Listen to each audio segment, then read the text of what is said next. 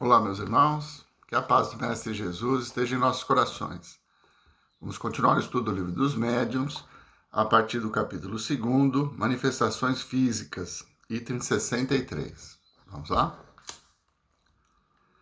Dizemos ainda que a forma da mesa, a substância da qual foi feita, a presença de metais, da seda nas vestes dos assistentes, o dia, as horas, a obscuridade ou a luz, etc., são tão indiferentes como a chuva ou o bom tempo.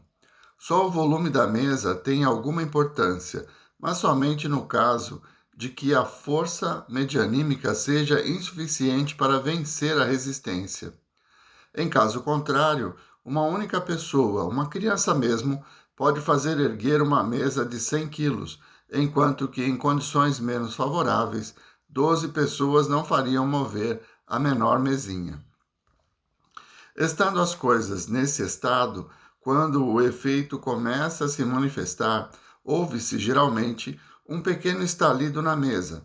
Sente-se como um frêmito, que é o prelúdio do movimento.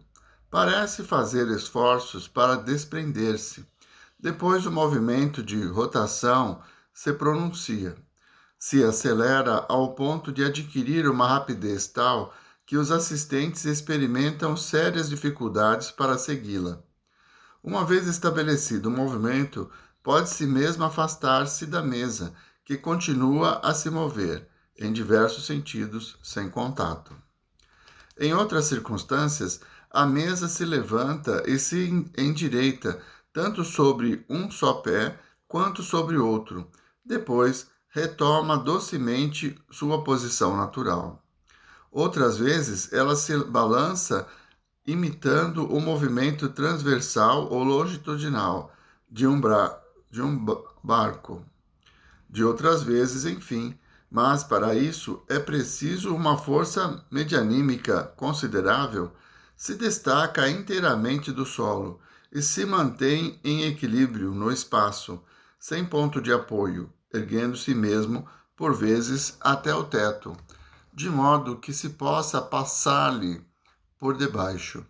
Depois desse, depois desce lentamente, balançando como faria uma folha de papel, ou cai violentamente e se quebra, o que prova de maneira patente que não se é joguete de uma ilusão de ótica. Muito bem. Nós estamos falando das mesas girantes. Naquela época, era ainda o fenômeno que atraía as pessoas para estudo do espiritismo. O próprio professor Rivaio foi atraído com essa possibilidade. Ele queria desmistificar ou desvendar o charlatanismo desses fenômenos, porque é impossível derrogar a lei da gravidade, né? A ciência não aceita isso. O fenômeno da mesa girante, acho que nós falamos um pouco já semana passada, é emissão de fluidos. Por isso que ele fala, às vezes um grupo grande de pessoas não tem médiums de efeito físico e o movimento é frágil.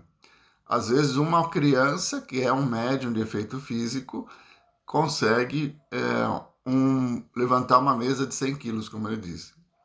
Então, a relação que existe entre o plano espiritual e a matéria, ela precisa passar pelo médium. E é a capacidade mediúnica que vai dar intensidade ao movimento. Tem-se relatos de objetos que subiram até o teto e depois despencaram, se quebrando, inclusive. E outros no início das pancadas, né? Que ela mudava de posição e batia com um dos pés no chão. E aí as pessoas começaram a se comunicar com a mesa. Quer dizer, estabelecer uma regra. Olha, um para sim, dois para não. E assim eram feitas perguntas e tínhamos respostas.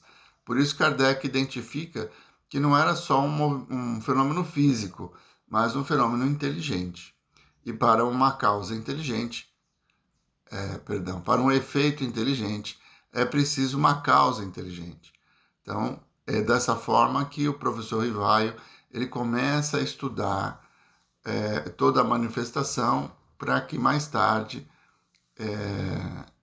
construa, né, o Livro dos Espíritos, já com a mediunidade mais patente, psicográfica, enfim, é todo um processo que ocorre.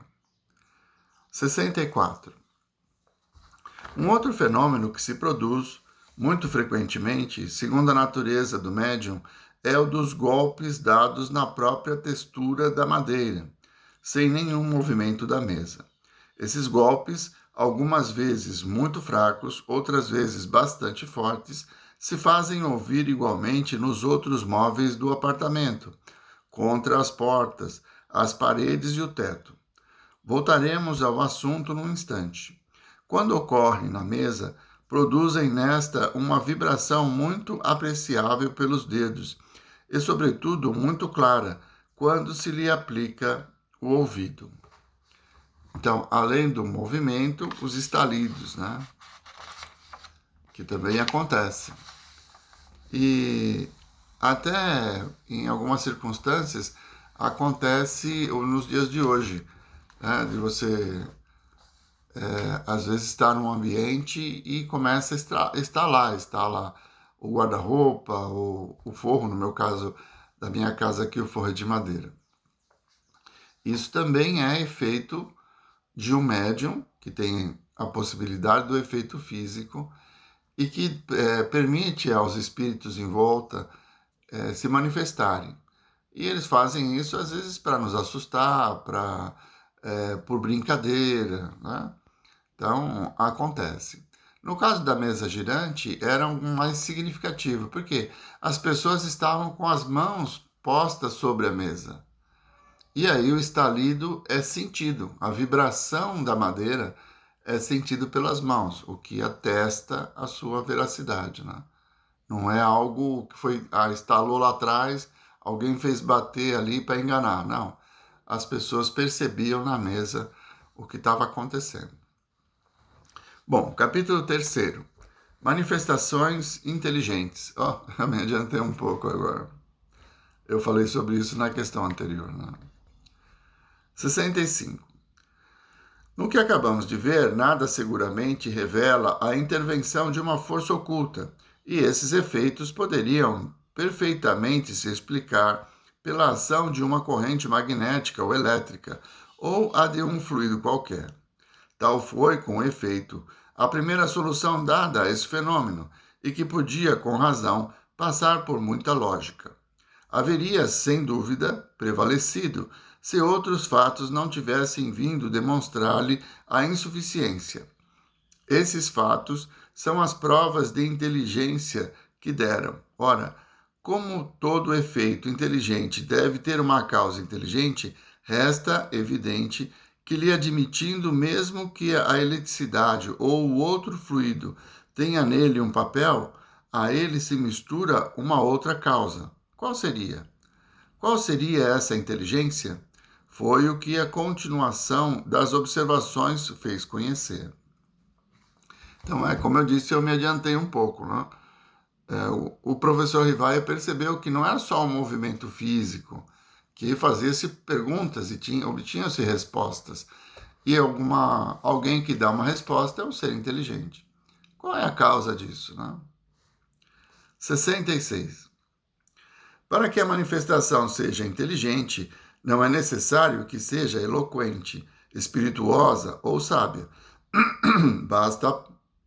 Basta que prove um ato livre e voluntário, exprimindo uma intenção ou respondendo a um pensamento.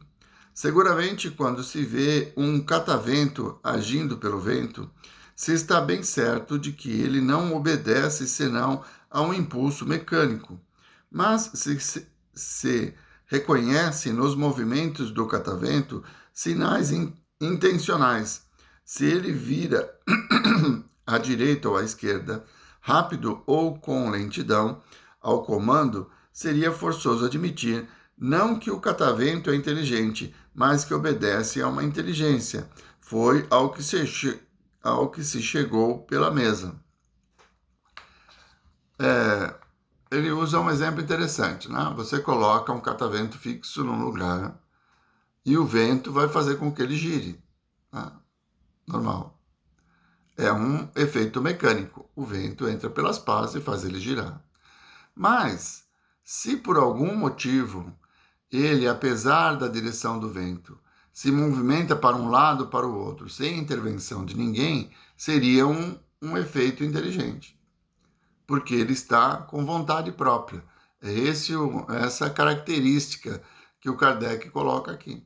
Então, a inteligência, ela se expressa pela vontade própria do fenômeno. Então, a mesa bate no chão 2 vezes para uma certa pergunta e uma vez para outra pergunta. E isso é vontade própria. Ela está respondendo.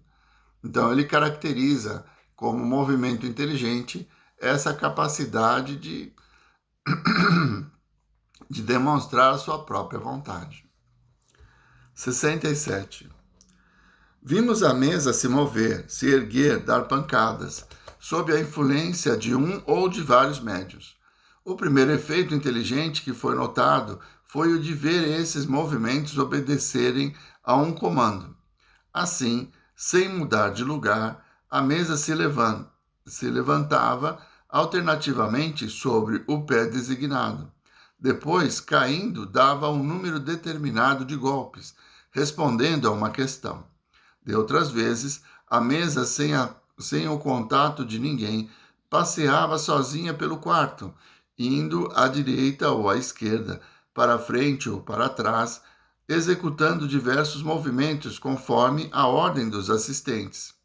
É bem evidente que descartamos qualquer suposição de fraude, que admitimos a completa lealdade dos assistentes, atestada pela sua honrabilidade e seu perfeito desinteresse. Falaremos mais tarde das fraudes contra as quais é prudente estar-se em guarda. Então é o que eu estava dizendo agora há pouco. Você tem movimentos voluntários e não impostos. Então, o movimento voluntário, ele caracteriza a inteligência. O movimento imposto é mecânico. Então, o catavento gira pelo esforço mecânico do vento, que passa através dele e ele gira. Mas se ele, apesar da direção do vento, se movimentar de um lado para o outro, então ele está tendo iniciativa. E essa iniciativa é caracterizada como inteligente. Bom, vamos parando por aqui. Na semana que vem retomaremos no mesmo assunto, manifestações inteligentes, a partir do item 68. Vamos à nossa prece?